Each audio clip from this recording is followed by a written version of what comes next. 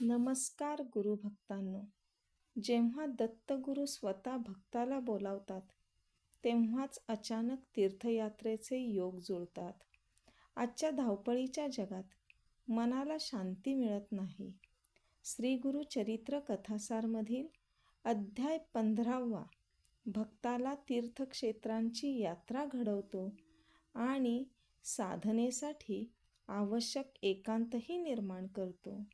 दत्तगुरूंच्या कृपेने अंतर्मनाला नवी दिशा मिळते आणि अध्यात्माची ओढ निर्माण होते.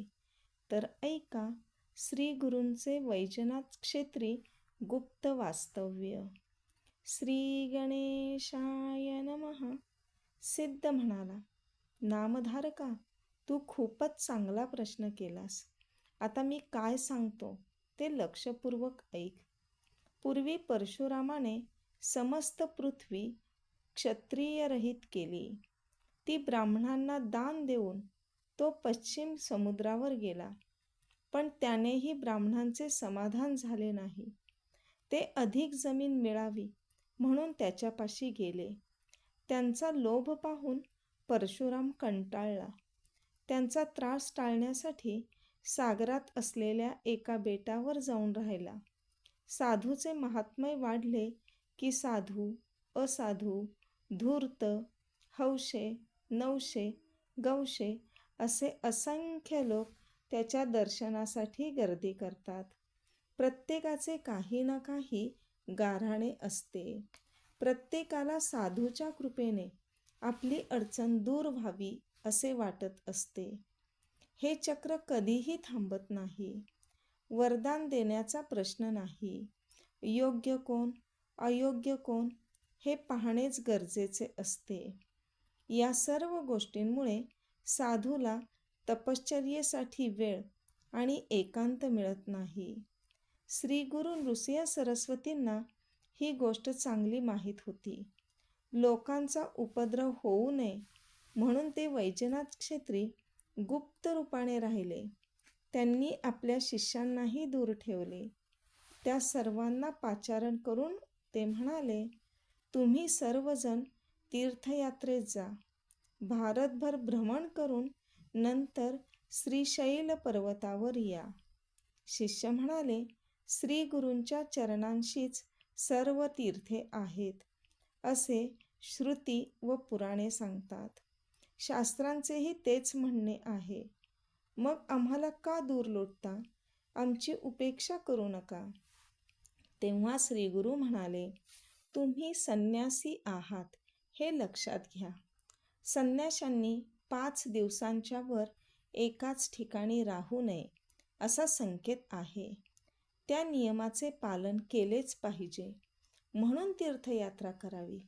चंचल मनास आवरून ते स्थिर करावे आणि त्यानंतरच एका जागी वास्तव्य करावे. लोकोपकारासाठी अनुभव हवा. धर्माचे ज्ञानही आवश्यक आहे. म्हणूनच मी तुम्हाला तीर्थयात्रेसाठी पाठवित आहे. पुढे यात्रा पूर्ण करून तुम्ही बहुधान्य संवत्सरात श्रीशैल क्षेत्री या. तेथे आमची भेट होईल. शिष्य म्हणाले, गुरुदेव, तुमची आज्ञा आम्हाला प्रमाण आहे. आता आम्ही कोणकोणत्या तीर्थस्थानी जाऊन यावे याविषयी मार्गदर्शन करा. श्री गुरूंनी त्या शिष्यांना प्रथम काशी क्षेत्री जाण्यास सांगितले. तेथून गंगा, यमुना, सरस्वती, करुणा, कुशावर्ती, कृष्णा, वेणी, वितस्ता, शरावती, मरुद्वृद्धा, आसिवणी, मधुमती, सूरनदी, चंद्रभागा, रेवती, शरयू, गौतमी, वेदिका, कौशिका, मंदाकिनी, सहस्रवक्त्रा, पूर्णा, बहुधा, वरुणा, वैरोचनी, सन्निहिता, नर्मदा, गोदावरी, तुंगभद्रा, भीमा, अमरजा, पाताळगंगा, कावेरी, ताम्रपर्णी, कृतमाला, पंचगंगा, मलयप्रभा, श्वेतशृंगी या नद्यांच्या तटाक यात्रा कराव्यात. म्हणजे अनेक तीर्थांचे दर्शन घेता येईल असे सांगितले. नदीमध्ये स्नान करावे, आजूबाजूची ग्रामे व परिसर पाहावा. प्रत्येक ठिकाणी कृच्छ्रव्रत म्हणजेच एक प्रकारचे प्रायश्चित्त करावे. त्रिवेणी संगमावर स्नान व तप करावे असे सांगितले. कोणत्या दिवसात नद्यांचे पाणी मलिन असते, कोणत्या काळात नदीमध्ये स्नान करू नये, नदी स्नानासाठी योग्य नाही हे कोणत्या लक्षणांनी ओळखावे तेही सांगितले.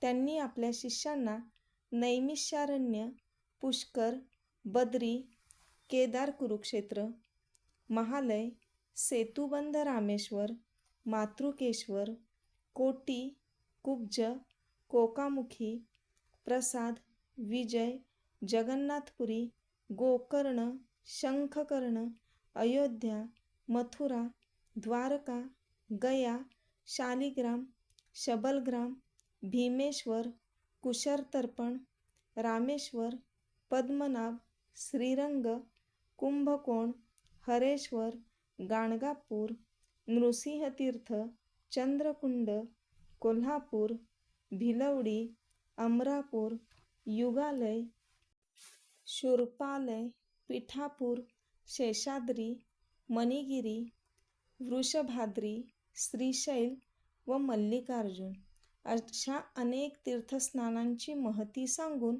तेथे जाण्याची आज्ञा केली.